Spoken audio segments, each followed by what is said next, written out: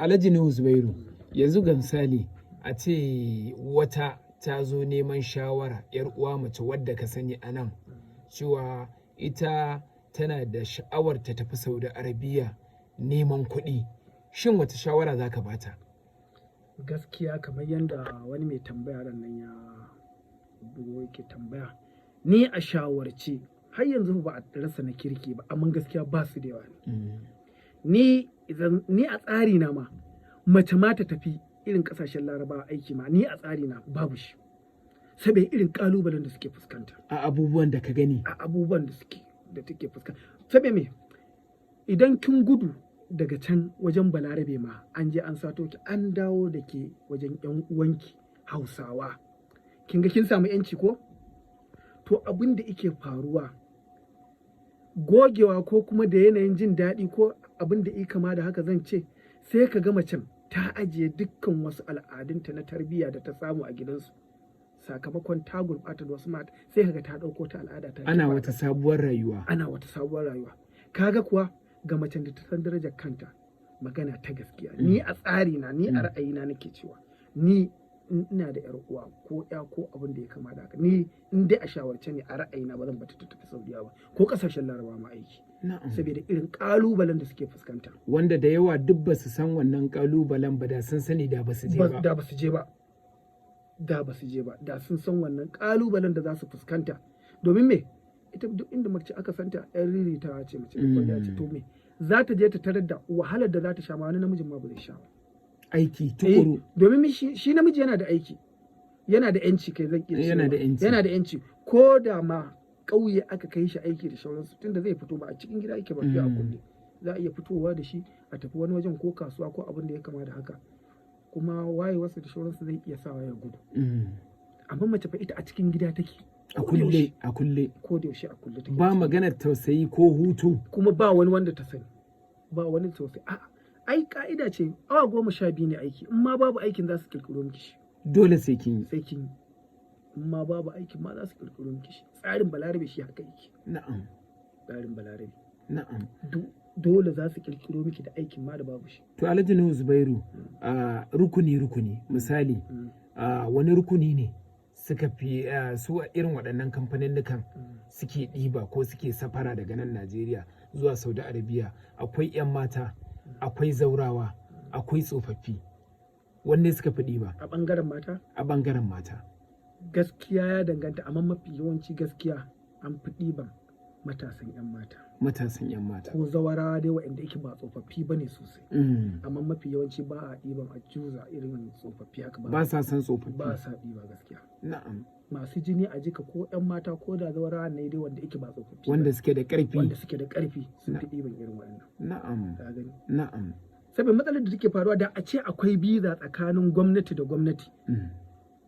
In ma da akwai ta, su hukumar Saudiya, akwai wanda zan ji sun ce ai hukumar Saudiya ce take neman ma'aikata. Hukumar Saudiya tana neman ma'aikata, amma waɗanda suke da ilimi. Na'am. Kana da ƙwarewa a fanni kaza, kana da ƙwarewa a fanni kaza, sai su neme ka.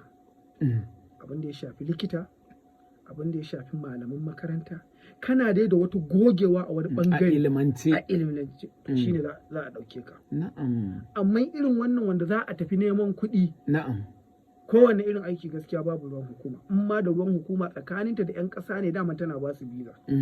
Su ce za su nemo 'yan aiki ta ba su biza.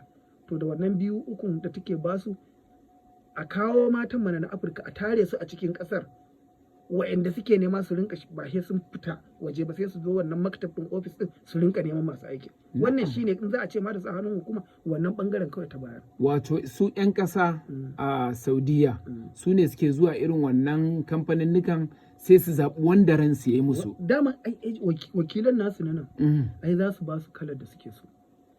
Muna son ka kawo mana ma'aikata mata wanda ba su wuce shekara kaza ba. Shikenan. Ga biza ta mutum 200, ga kuɗin tiket ɗinsu, kawai amshe abin da muke so, jawab passport ɗinsu, shi kawai muke so. Su kuma sun samu business, an samu biza ta aiki, kamfani ne zai ɗauke ku aiki, amma ku ba mu kaza, wanda a ƙa'ida babu wannan kuɗin. Babu wannan kuɗin. su wakilan su nan su ne suke karɓar wannan kuɗin. Ba wannan kuɗin. Amma da kuɗin tiket ɗinki da visa duk free ne. To kaga tun daga nan an samu tasgaro ke. An samu matsala. Ka gani? Wanda kuma idan kin je Saudi Arabia din ma misali a kai ki ƙauye a nuna miki aikin da zaki ki ce ke ba za ki iya wannan aikin ba, kina da damar da za ki dawo? Ki ce ke ba za ki ba, ke kin fasa gida za ki dawo? A ƙa'ida kina da dama. Amma ba za ki faɗi haka ba, ai sai kin je kin ga irin aikin ko? Kuma an baki wato in sun je matsalar da take faru cire layin suke yi da kamfani ya baki sai su baki nasu su ce ki sa wannan. Su kuma kamfani tunda ba su ji kin bugo ba ai za su ce lafiya ko ba haka ba. Sannan kuɗi kuma wanda ya ɗauke ki aikin nan a kamfanin nan ba ganin su suke ba tunda duk wata zai turo musu da kuɗin su. Duk wata zai turo musu da kuɗin su. Kaga lafiya ke. Amma da zaki korafi ki bugo ki ce kaza dole za a nemi wanda ya ɗauke ki aiki. Ko ba haka ba. To babu wannan korafin tunda baki da layin kamfani.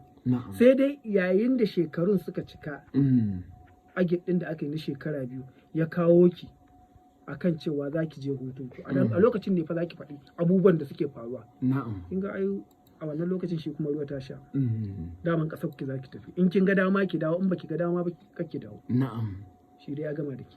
Da masu sauraro kuna sauraron shirin bakonmu na mako kai tsaye daga nan rediyon jami'ar Bayero kan mita 98.9 a zangon yada shirye-shirye na FM, inda wannan mako muka ƙara samun bakuncin Alhaji Nuhu Zubairu ɗan asalin jihar Kano mai sana'ar ɗinki wanda kuma neman kuɗi ya kai shi ƙasar Saudi Arabia har ya shafe tsawon wasu shekaru da dama, inda yake ba mu labarin irin ƙalubale da cin zarafi da 'yan Najeriya waɗanda suke bi ta irin waɗannan hanyoyi don neman kuɗi ko kuma arziki suke fuskanta a ƙasar ta Saudi Arabia. Za mu je mu kyale bakon namu ya ɗan numfasa, alabishi idan mun dawo sai mu ɗora daga inda muka tsaya.